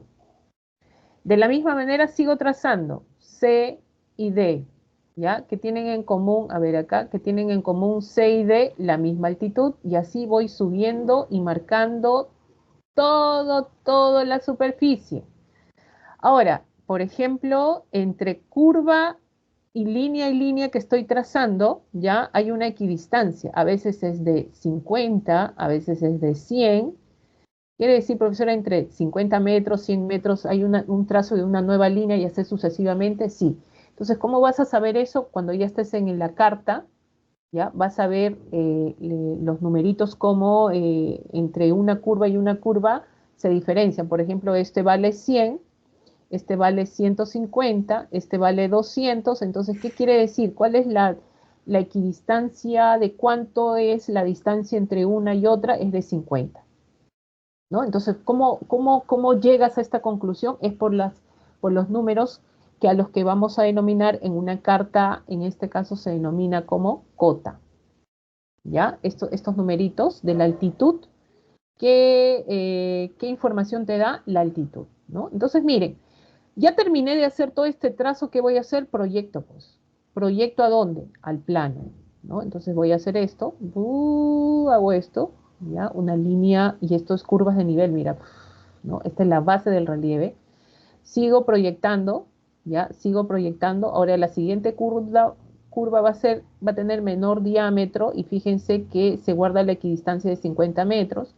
Y así sucesivamente voy a estar trazando las siguientes líneas hasta formar, sobre todo, miren, se están formando las curvas, se están formando las curvas, se están formando las curvas. Acá le voy a poner acá 100, 150, ¿verdad? 200, 250 y 300. Entonces, ¿qué se ha representado con esto? La curva más pequeña, ¿qué representa? A ver, la curva más pequeña, ¿qué representa? A ver, la curva más pequeña, ¿qué representa? Mayor altitud. La parte más alta del relieve, ¿verdad? Acá está. ¿Ya? La curva más grande que representa la base, ¿no? La base del relieve. ¿Ya? La base del relieve. Entonces, fíjense, con yo solo ver esto, ¿cómo se llaman estos numeritos? ¿Qué son los numeritos? ¿Esto cómo se denomina? La cota. ¿La cota qué información te da? La altitud. Entonces, con solo ver la cota, yo puedo saber, ¿ya? Si esto es una elevación o una depresión. Por ejemplo, acá va así, 100, 200, 300, 200, 250, 300. Entonces va en ascenso. Entonces es una elevación. Si iría del lado contrario, por ejemplo, empieza con 300, 250, 150, ¿no? Habla de 50, ¿qué sería? Esto es en forma decreciente, entonces estamos hablando de una depresión. Entonces, ¿cómo lo llego a obtener eso?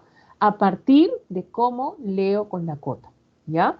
Ahora miren esto, entre curva y curva se supone, es esto de acá, ¿ya? Miren esto, miren esto, ¿ya? Miren esto, miren esto. Profesora, ¿qué es eso? Miren, miren, miren, miren, miren. Este espacio que hay entre curva y curva se conoce como zona, ¿ya? Y siempre debe haber una equidistancia de 50 metros, de 100 metros entre curva y curva. Cuando no hay una equidistancia, y miren lo amplio que es esto, miren, ¿ya?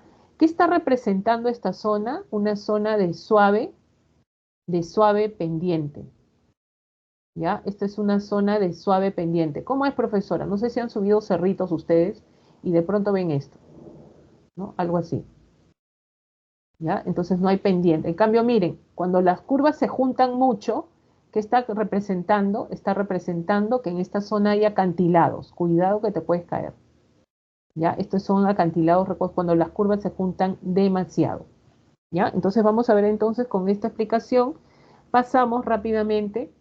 Dice, si las curvas están muy separadas hay pendiente suave y cuando están muy cerca hay pendiente fuerte. Miren, acá las curvas se juntan más, pendiente fuerte, y acá las curvas se abren más, es pendiente suave, ¿ya? Acá, por ejemplo, salvo en las depresiones, las curvas de nivel más cerrados tienen mayor cota que las contiguas. ¿Cuándo es una elevación? Mira, 10, 20.000, 30.000, 40.000, sube, ¿no? ¿Cuándo es una depresión? 30, 25, hasta su menor valor. Esto es una depresión. Profesora, si me viene en un examen, ¿cómo sé que es depresión o elevación? Por la cota, ¿ya? Fíjate en la cota, siempre fíjate en la cota. Y, por último, tenemos el plano, ¿ya? Zona intangible en la zona de Lima. Áreas pequeñas, se toman en cuenta la esfericidad terrestre porque no necesita proyección. No requiere de un control geodésico, hay mayores detalles de información, el tipo de escala que se utiliza es grande, necesita una escala grande para ese tipo de representación cartográfica. Y en este caso hay también planos topográficos, profesora. Claro. ¿Cómo puede haber planos topográficos, profesora? Claro. La Molina, por ejemplo, ¿no? La Molina, ¿tiene curvas de nivel o no? Claro, ahí así. Pues la Molina vas a ver estas curvas de nivel por los cerritos, pues, ¿no? Y acá están las casas, ¿no? Claro. Ya hay planos topográficos también, ¿ya? Muy bien, chicos. Resuelvan las preguntas, ¿ya? Acá están las claves. Vamos a pasar rapidito a cívica. Por cuestión de tiempo no puedo, para nada me he explayado demasiado en cívica, en geografía. ¿Ya? Apunten las claves si pueden. Vamos a pasar ahorita a educación cívica. ¿Ya? Y en el caso de educación cívica, vamos a pasar a otro tema. ¿Ya? Vamos a pasar a otro tema. Profesora, ¿qué es esto? Las garantías constitucionales. ¿Ya? Las garantías constitucionales que siempre vienen en pregunta, ya sea de la pre o también de admisión. Bueno, nos vamos de frente. También vamos a mencionar lo que es la parte sobre los derechos del niño, la convención. Profesora, ¿para qué se han creado las garantías constitucionales? ¿Tienen que haber garantías constitucionales en un país? Sí, tienen que haber, ¿ya? ¿Por qué? Por la protección a los derechos humanos. Sobre todo, esto tiene que ser promovido por los órganos de justicia en un país.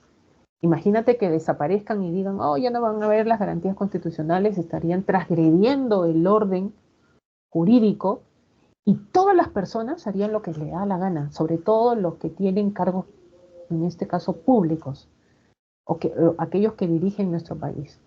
¿Ya? Entonces, claro, porque se transgredirían derechos a doquier y simplemente no tendríamos cómo defender nuestros derechos fundamentales. Para eso sirven las garantías constitucionales. Por ejemplo, ahí tenemos, según el artículo 200 de la Constitución Política, habla de estas garantías donde vamos a ver, ¿no?, el habeas corpus, ¿ya?, el habeas data, la acción de amparo, acción de cumplimiento, acción popular y acción de inconstitucionalidad. Los 3, 4, 5 que ves acá, los primeros que ves, todos estos se presentan al poder, en este caso, poder judicial, ¿ya? El único que se presenta, ¿ah?, en el tribunal, en el TC constitucional, es la acción de inconstitucionalidad. Otra cosa, ¿ya? Otra cosa también para destacar acá, chicos y chicas. Miren, habeas corpus, habeas data, acción de amparo, ¿ya? Todas estas garantías constitucionales protegen derechos, ¿ya? Derechos de la persona, vamos a poner acá, de la persona, y son derechos fundamentales. ¿Qué quiere decir? Quiere decir que son la protección de todos nosotros. Estas garantías nos protegen a nosotros. En cambio, la acción de cumplimiento, acción de popular y acción de, en este caso, de inconstitucionalidad, ¿qué protegen? No a la persona. Ojo, pero está involucrado con el cumplimiento, ¿ya? El cumplimiento de las normas, ¿ya? Esto es para que las normas se cumplan, ¿ya? Y no se transgreda a la Constitución, o sea, no se transgreda a la Constitución Política del Perú, ¿no? Estas garantías sirven para eso, ¿ya? Ojo con esto. Profesora, y si no me hacen caso en un habeas corpus, un habeas data, una acción de amparo, una acción de cumplimiento, una acción popular, ¿puedo recurrir a la acción en este caso al Tribunal Constitucional para que me hagan valer una garantía constitucional? Sí. Y eso lo vamos a ver también ya en un tema. Habeas corpus, habeas data, acción de amparo, acción de cumplimiento. Si el Poder Judicial te dice no va, no va, no va, no va, te deniega, tienes como última instancia el Tribunal Constitucional. La acción popular solo es Poder Judicial, nada más, ¿ya?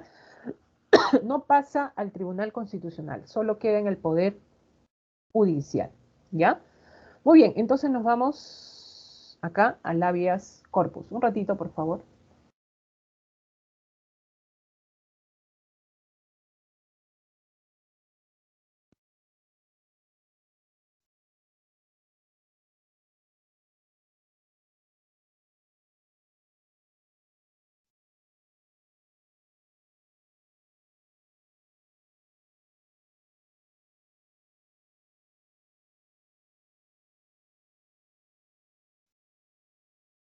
Continuamos, a ver, miren, habeas corpus.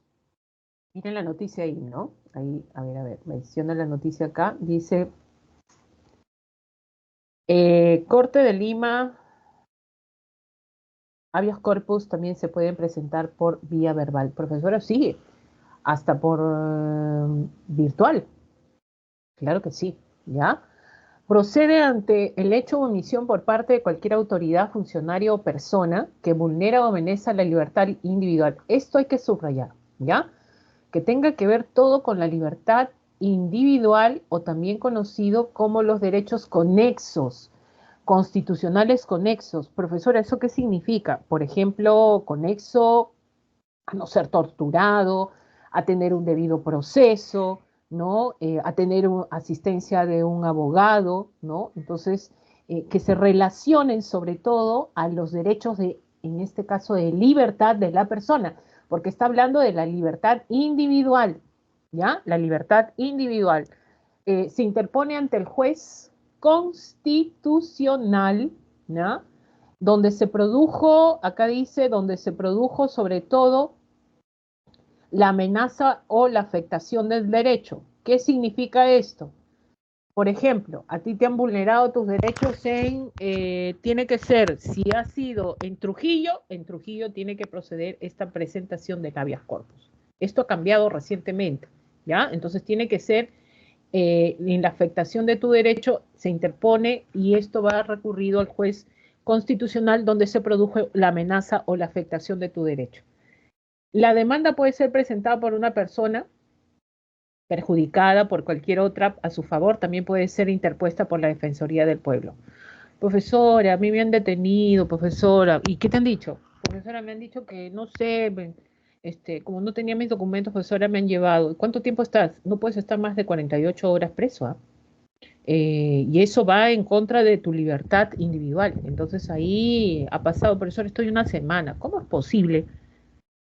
Habeas corpus, esta es una de las garantías más rápidas, en cuestión de horas te saca, así de simple, ¿ya? Esto es utilizado por todos los abogados, el habeas corpus donde tú presentas, cuando te vulneran a ti, cuando está en peligro tu libertad, así seas culpable, ¿ah? Así seas culpable y te han dado, pues imagínate, te han dado prisión preventiva por 9 meses, ¿no? Y dentro del recinto penitenciario, pues peligra tu vida. Ahora, como hay que proteger tu vida y es un derecho conexo constitucional, ¿no? Pues te dan, pues, ¿no? Prisión domiciliaria y te llevan a tu domicilio donde vas a esperar tu proceso judicial.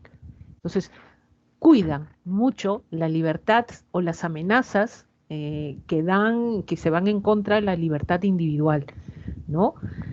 Y si no hay nadie que pueda que te pueda presentar tu habeas corpus, profesora, nunca supe redactar nada, entonces ahí llamas a la Defensoría del Pueblo y la Defensoría puede presentar un habeas corpus por ti, por tu persona, ¿no? Puede ser interpuesta mediante un escrito, por medios electrónicos también, si es de manera verbal, se levanta una acta y en este caso en presencia del juez o el secretario. ¿Qué derechos se encuentran protegidos con esta garantía? El no ser detenido, salvo un mandato judicial. No hay mandato judicial, tú andas tranquilo nomás, ¿ah? Ahí sí. Ni por las autoridades policiales, salvo flagrante delito, al no ser privado de tu DNI, al no ser exiliado, por sentencia firme, al no ser obligado a declarar su culpabilidad contra sí mismo, la protección a la familia frente a los actos violentos. Entonces, todo relacionado a lo que es la libertad individual es el habeas corpus. La acción de habeas data, esto está en la Constitución, ¿ya? En el artículo 2, el inciso 5 y 6 de la Constitución, donde esto va dirigido sobre todo a cualquier autoridad, funcionario o persona que te amenaza o vulnera tus derechos referidos a la información o vulnera tu información privada, ¿no? Entonces ahí puedes presentar un habeas data. Entonces dice, es competente este proceso en el juez constitucional, donde se encuentra la información, el dato, donde tiene su domicilio, en este caso, donde te han transgredido este derecho de información, ahí procede y presentas ante el juez constitucional. Esta demanda solo puede ser ejercida por el afectado, eso sí, solo el afectado, tus tutores, tus curadores o por sus herederos por medio de un abogado, ¿ya? Los incisos constitucionales protegidos, ¿cuáles son? Ahí está el inciso 5. Profesora, yo tengo derecho a solicitar la información que requiera y reciba de cualquier entidad pública, sí, del Estado. Por ejemplo, profesora, yo quiero saber en este caso, cuánta población en porcentaje general tienen SIDA en el Perú. Ah, ya. Entonces tienes que solicitar esa información. Profesora, no me la dan, profesora. Mira, esa información como es general no vulnera, pues son cifras estadísticas nada más, no vulnera la intimidad de una persona específicamente, porque no está sacando con nombres y apellidos quienes tienen SIDA en el Perú, eso no procede, ¿ya? Pero estás pidiendo una información general, entonces cuando no te la dan y has cumplido todos los requisitos, presentas un habeas data, ¿ya? Profesora, yo quiero ir al Ministerio de Defensa, quiero saber cuántos tanques misiles tiene el Perú, profesora. No, pues eso no te van a dar como información. Yo presenté mi habeas data también. No. Entonces, cuando tengan a vulnerar la intimidad de las personas, o en este caso, por razones de seguridad nacional, no procede el habeas data. ¿Ya? Esas informaciones no se dan. Tienen que ser información general. Por ejemplo, que te involucre a ti nomás, pues. Profesora, yo quiero ser, mira, San Marcos, profesora, estoy esperando mis documentos, profesores, que me voy del país y no me lo da, ya mi pasaje es mañana y no me lo ha dado. Uy, problema, has debido de presentar qué cosa, un habeas data, porque esa información que tú requieres de tus documentos, de tu información, de tu carrera universitaria, solo es para ti, entonces no involucra a nadie más. ¿Qué no hace la universidad? No te la está dando. ¿Qué presentas? Habeas data. Al día siguiente te la dan.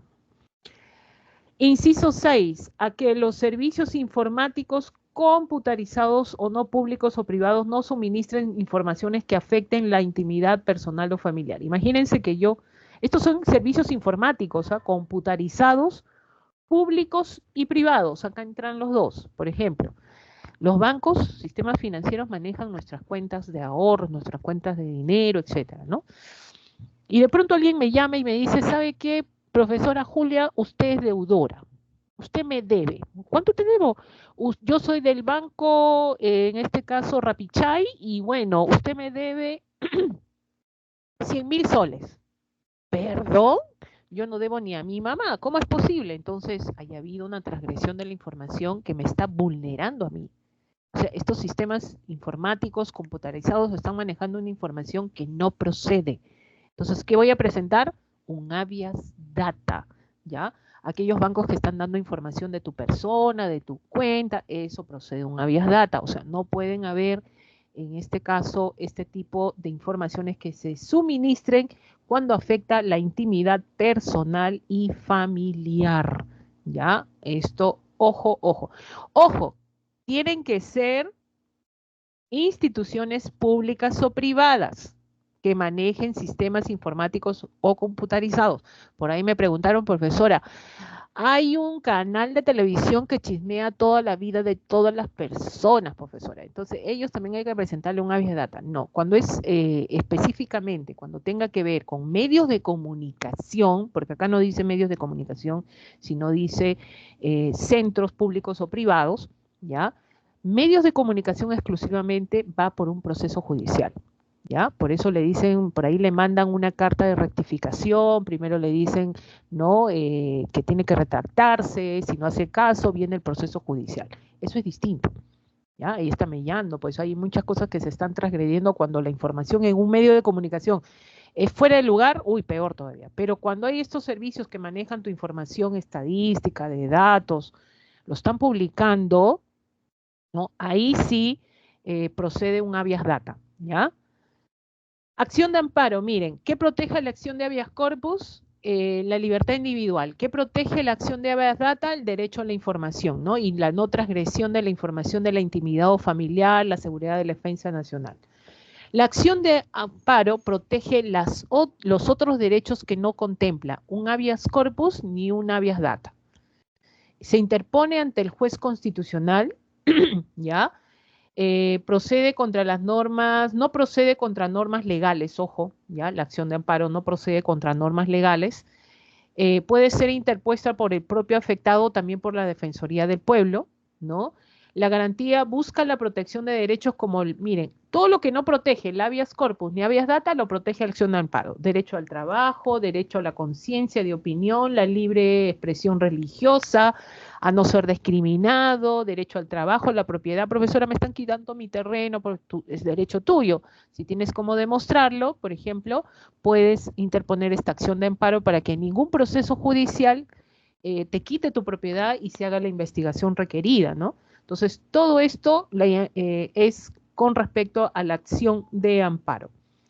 La acción de cumplimiento, y acá vienen las normas que no se cumplen. Por ejemplo, a mí me botaron del trabajo de manera arbitraria, me fui al Ministerio del Trabajo, hubo un proceso de por medio, una orden judicial que me dicen que me tienen que reponer el trabajo. Pero ¿qué pasa con este funcionario? ¿No? He ido con mi orden judicial y me dice, no, todavía no sé, espérate. Entonces, ¿qué está pasando acá? Simplemente, ¿ya? Que no está cumpliendo una orden judicial. Entonces, cuando un funcionario o una autoridad no cumple, no acata una norma legal, o sea, ha habido una orden de por medio, entonces, ¿qué presento yo? Una acción de cumplimiento para que se haga, en este caso expreso eso, y también no se vulneren mis derechos, ¿ya? Esto se interpone ante el juez constitucional, también lo puede presentar el defensor del pueblo. Ahora, la acción popular, miren, ya, para que ustedes puedan entender esto, dice, procede por infracción a la Constitución y la ley contra reglamentos, normas administrativas, resoluciones y decretos de carácter general, cualquiera sea la autoridad que lo emane. ¿Dónde se presenta de manera exclusiva en el Poder Judicial? Corte Superior del Distrito Judicial. Cuando llega a la Corte Superior puede llegar hasta la Corte Suprema, ¿ya? Hasta la Corte Suprema y ahí queda, porque la acción popular no pasa al Tribunal Constitucional. Entonces, protege, ¿ya? Constituye un proceso de control normativo que protege jurídicamente la primicia de la Constitución o las leyes. En otras palabras, miren esto, ¿ya? Miren esta pirámide. La norma máxima que nos rige es la Constitución Política del Perú. Luego están los tratados, las leyes, los decretos legislativos, todo esto entre lo que es el Poder Ejecutivo y el Poder Legislativo. Todos ellos emiten, ¿no? Especificando cada uno de ellos, emiten estas normas. Ahora, hay normas de rango menor, lo que está en negro, imagínate. Cuando un decreto supremo, una resolución suprema, una resolución ministerial, resolución directoral, así te va a venir en una pregunta, ¿ya? Un decreto supremo, resolución suprema, resolución ministerial, se emite y va en contra de, ya sea de una norma, de una ley o de la Constitución, ¿ya? Ahí es donde en este caso se presenta una acción popular. Porque ninguna norma de bajo rango puede ir en contra de una ley, de un decreto legislativo, de un decreto de urgencia, una ordenanza municipal o de la misma Constitución, ¿no? Puede desplazar a una superior. Entonces, cuando eso pasa, ¿ya? Se presenta una acción popular, ¿ya? Y la acción, sobre todo de inconstitucional, ¿a quién protege de inconstitucionalidad? ¿A quién protege la Constitución política, pues? Ahora, la Constitución política cuando la transgreden de fondo, de forma, ¿qué se emite que transgrede la Constitución? Leyes, decretos legislativos, decretos de urgencia, tratados, reglamentos del Congreso, normas regionales de carácter, ordenanzas municipales. Imagínense una ordenanza municipal que dijo, ¿no? Que solamente aquellos que sean del distrito van a poder circular desde las 11 de la noche más adelante. Si no eres del distrito tal, por favor, abstente a venir y vete a tu distrito. Perdón, está yendo en esta ordenanza municipal, está transgrediendo por ejemplo, la Constitución, en lo que es una norma, una ley, ¿no? De lo que se conoce como el libre tránsito. Entonces, ante esa situación que se presenta una acción de inconstitucionalidad. Profesora, ¿dónde se presenta? En el Tribunal Constitucional. ¿Ya? Profesora, ¿yo puedo hacerlo solito? No. Generalmente la acción de inconstitucionalidad la presenta el presidente de la República, el defensor del pueblo, puede ser el fiscal de la nación. Ahora, si queremos hacerlo nosotros, necesitamos 5.000 ciudadanos, firmas, ¿ya? En este caso, lo podemos hacer, pero van directamente con las autoridades que nos representan. Ellos pueden presentar esta acción de inconstitucionalidad. Es por eso que cuando el Congreso de la República emite una ley, ¿ya? Y el presidente la observa, dice, oye, esta ley no me gusta, ¿ya? ¿Qué hace el Congreso? Igual, ¿no? Lo emite en el peruano, ¿no? Y ustedes saben que cuando ya está en el peruano, esa ley vale para todos nosotros. Entonces, es ahí donde el presidente dice, presento una acción de inconstitucionalidad en contra de esta ley que se ha emitido. Y es ahí donde entra el Tribunal Constitucional y dice, vamos a ver si esto es inconstitucional o no. Entonces, lo que diga finalmente el tribunal hace que esta ley quede o no quede. Entonces, la última instancia donde se hace valer sobre todo y no se vulnere la Constitución política, ¿ya? Y lo último, la Convención sobre los Derechos del Niño. Bueno, sabemos que acá vamos a tener, en este caso, la Convención sobre los Derechos del Niño es un instrumento jurídicamente vinculante, comprendido, normativo. ¿Quiénes forman parte de la convención? Si tienes menos de 18 años, forma parte de la convención, ¿ya? Y están estos 4 principios.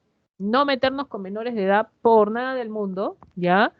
Fíjense a la no discriminación, al derecho a la vida, a la supervivencia, al desarrollo, al interés superior del niño y la participación infantil. A mí no me importa, si yo soy un juez, que tus padres se peleen por ti. A mí no me importa. No me importan tus papás, a mí me importas tú. ¿Por qué, profesora? Por el interés superior del niño. Siempre se toma en cuenta eso, ¿ya? La participación infantil que se le debe escuchar, la no discriminación, ¿ya? Que este niño es de la costa, este niño es de la sierra, no, este tiene menos derechos para nada. Y tenemos derecho a vivir, a desarrollarnos en un medio adecuado, vivienda, salud, educación, para generar el desarrollo de los niños, ¿ya? Profesora, ¿los niños adolescentes cometemos delitos? No, no cometen delitos, ¿ya?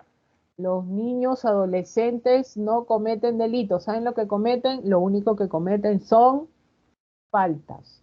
Profesora, pero yo he visto a alguien que tenía 16 años y asesinó a una persona. Ese es sicario, profesora. Sí, pero no va a ir a un centro penitenciario, va a ir pues a un correccional, porque los menores de edad no cometen delitos, cometen faltas. ¿Ya? Es por eso que se van a Maranguita, pues la mayoría, o en Merinda Carrera, por ejemplo. Muy bien, chicos. Las claves, he visto las preguntas, no están. A ver, dime, Gustavo. Buenas tardes. Una pregunta, si por ejemplo tiene 17 y está un día de cumplir 18 y por ejemplo comete un asesinato, ¿también se iría a un correccional?